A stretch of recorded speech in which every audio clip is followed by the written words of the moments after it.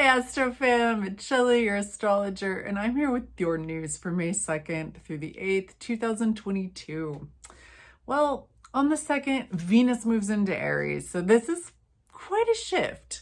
We're going from that watery, juicy Pisces, that feeling sort of dreaminess, to Aries, which is all about action, which is about valuing, because Venus, those things that are about movement and doing and getting things done. And it can add some confidence and boldness. But we want to note that because Venus is ruled by Mars, we need to look at Mars. And Mars is in Pisces. So there's still some Pisces going on here.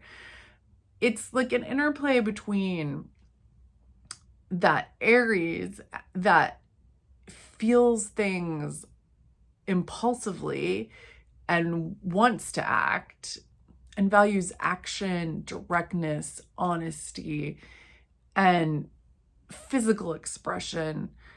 And then that Mars in Pisces, which, remember, two fishes. So when we have Mars in Pisces, there's a tendency to be split a little bit, that there's two directions, two things that the energy is being put into, and a need to work within an environment that considers other people, whereas Aries doesn't need to do that. Now, I'm not saying Pisces are all considerate and Aries are all just mean people.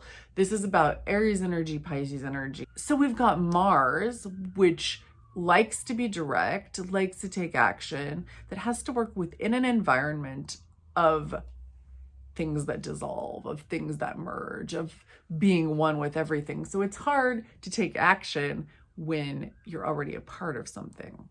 So another really important thing about this week, if you want to get your Pisces on, go for it, because Jupiter in Pisces will be changing signs next week into Aries. And that's a very, very different kind of energy. Jupiter loves Pisces. Jupiter is the ruler of Pisces. So this is the planet that expands things, that makes things bigger, that is abundant. And Pisces is about that. We're talking about water. And water just flows everywhere. It doesn't really have boundaries. It permeates things. And this is something that Pisces energy is really good at. And Jupiter in Pisces can bring opportunity. All Jupiters do this, but with Jupiter in Pisces, it's more likely to be positive or something that you might want. I will also say, though, that this last week here, it's a good time to initiate some action. So you can bring the opportunity. You can take advantage of that energy by helping it along. And we'll be back to Jupiter in Pisces at the end of the year. So Jupiter is a one-year transit, but this time there's been some retrogrades. So it hasn't been one full year. It's been split up. It started last summer, and then it went into Aquarius, and then in December, it went back into Pisces until now. So we've got summer 2021, then basically very end of December 2021 until about May 10th, 2022. And then again, the end of 2022, we will have that transit. So those times, if you could kind of look at your chart, if you know it, and look at the house where you have Pisces, it might help you to see what you can do and what area of life might be the best for you to try to push a little. And if you don't know your chart, just look to the experiences that you had during that time. It'll tell you something. It's worth mentioning that on May 4th, the sun will be conjunct Uranus. So here we have the Taurus sun conjunct the planet of what? Whoa! Opportunity, change, things happening, the unexpected. Uranus is lightning. it's what Richard Tarnas actually proposed. We rename it Prometheus. It's like the fire from the gods.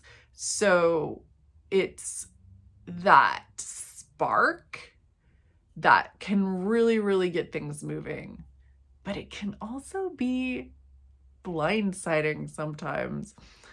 So when we look at that in the sign of Taurus, we might think about things that have to do with the earth, with our bodies, with our stability, and how those things might have some fun, some opportunity, and some shakeups. So I'm not anticipating like major earthquakes, but it's a good time to be spontaneous, to not grasp too tightly onto things, and to breathe and let it flow.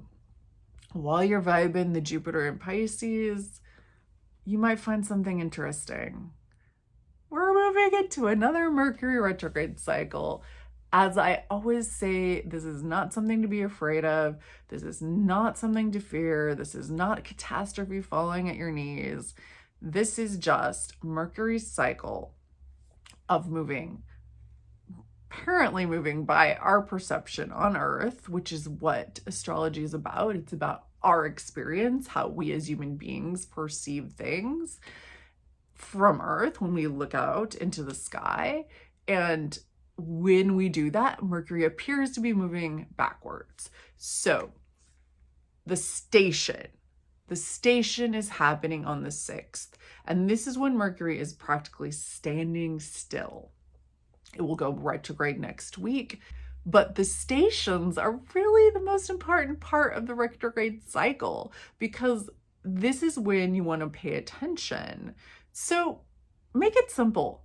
Just pay attention. 6th, 7th, 8th, what is coming up? And make notes. And you might not think it's important. It might not be. But if you write it down, just jot down what happened that day, the topics that came up, and then you can look later and see if those topics actually are coming up again. That is what often happens in a retrograde cycle when we go into a station. And with that station, information comes out, because we're saying that the information, Mercury communication, is really focused and it's moving at a snail's pace. So you don't have all the information. It's not time to panic. Just vibe with it. It's time to set, relax a little, be patient. And if you have an opportunity where something's coming up, like a job interview, just be very cautious and ask questions. This doesn't mean don't do something. If you can postpone, but ask the questions. Don't make assumptions. Don't make assumptions. This is not the time to make assumptions. They might not be what you think they are. So all parties know what's going on, and you're not projecting your own fantasy of whatever it is onto something. One last thing, that Mercury is going to be in Gemini.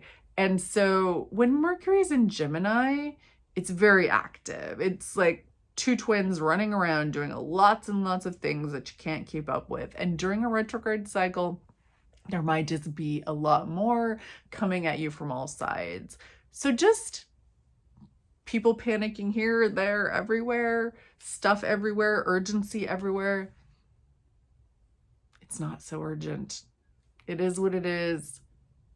There are fires to put out, there are things to do, but if you can just find a way to be solid with yourself and do what you gotta do and work with it. So that's just a quick rundown of the astrology for the week, and I hope you find it useful. If you do, let me know. If there's something you have a question about, let me know. And I'll see you next time, and we can explore a little more, and there'll be stuff happening next week.